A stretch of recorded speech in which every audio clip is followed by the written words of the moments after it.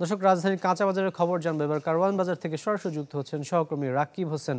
রাকিব, দেখতে পাচ্ছি আপনি মাছের বাজারে দাঁড়িয়ে রয়েছেন। আমিষ জাতীয় যে পণ্যগুলো সেগুলো অনেক আগে সাধারণের ক্রয় সীমার বাইরে চলে গেছে। সবকিছু মিলে আজকের বাজার দর কেমন দেখছেন? রাকিব, আসলে দীর্ঘদিন ধরে উচ্চ মূল্যস্ফীতির কারণে মানুষের ক্রয় ক্ষমতার বাইরে চলে গেছে অধিকাংশ নিত্যপণ্যই, যে কারণে মানুষ কিন্তু চাহিদার তুলনায় কিছুটা কম কিনে চলার চেষ্টা করছে। আমরা এই মুহূর্তে আছি কারণ বাজার মাছের বাজারে। এখানে সব ধরনের মাছের ভালো পর্যাপ্ত সরবরাহ লক্ষ্য করা যাচ্ছে। ব্যবসায়ীরা বলছে এই বৃষ্টির কারণে আসলে সব ধরনের মাছই বাজারে আসছে এবং মাছের দাম তুলনামূলক কিছুটা কম আছে। যেমন নগদের কাছে সব গ্রাহকই প্রিয়, তাই তো সারা দেশে ক্যাশ আউট চার্জ সবচেয়ে কম। এটা ব্যবসায়ীদের কথা যে কাতল মাছ, বড় মাছগুলো বিক্রি হচ্ছে প্রায় 500 টাকা, রুই মাছ বিক্রি হচ্ছে 350 থেকে 400 টাকা কেজি, এবং জাতীয় মাছ ইলিশের কথা যদি বলি, ইলিশ কেজি ওজনের ইলিশ মাছ বিক্রি হচ্ছে 1700 টাকা কেজি দরে।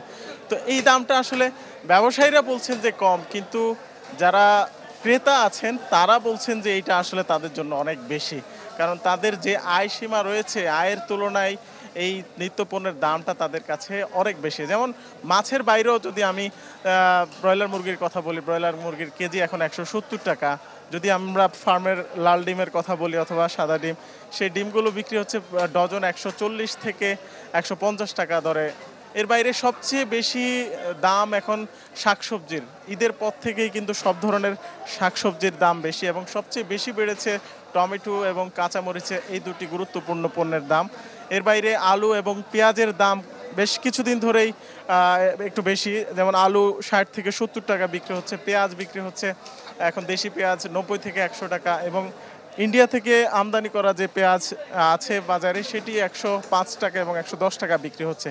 তো এই দামটা আসলে ব্যবসায়ীদের কাছে কিছুটা কম মনে হলেও আসলে ক্রেতাদের কাছে এটা অনেক বেশি, কারণ তারা যখন, যারা মধ্যবিত্ত এবং নিম্ন মধ্যবিত্ত মানুষ আছেন, তারা বিশেষ করে চাকরিজীবী যারা, তারা মাসের শুরুতে বেতন পাওয়ার পর ঘর ভাড়া এবং তাদের আনুষঙ্গিক যে খরচ সেটা মেটানোর পরে যে টাকাটা থাকে, সেই টাকা দিয়ে আসলে সারা মাস শাকসবজি কিনে অনেকেই কিন্তু মানে নিজেদের চাহিদা মেটাতে হচ্ছে, এবং সেটাও কিন্তু এখন কষ্ট হয়ে যাচ্ছে।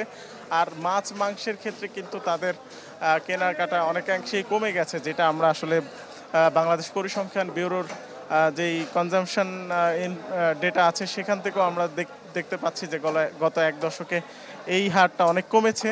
আর এই হারটা কমে যাওয়ার কারণেই কিন্তু মানুষের যে ক্রয় ক্ষমতা কমেছে, এবং এখান থেকে কিন্তু একটা বিষয় স্পষ্ট হচ্ছে যে আমাদের আয় বৈষম্যটা কোন পর্যায়ে পৌঁছে গেছে, এবং আয় বৈষম্যটা লাগাম টানার জন্য, মূল্যস্ফীতি লাগাম টানার জন্য সরকার যে প্রচেষ্টা চালাচ্ছে সেটা যদি কার্যকরভাবে লাগাম টানা যায়, তাহলে হয়তো কিছুটা স্বস্তিতে ফিরে আসবে মানুষ।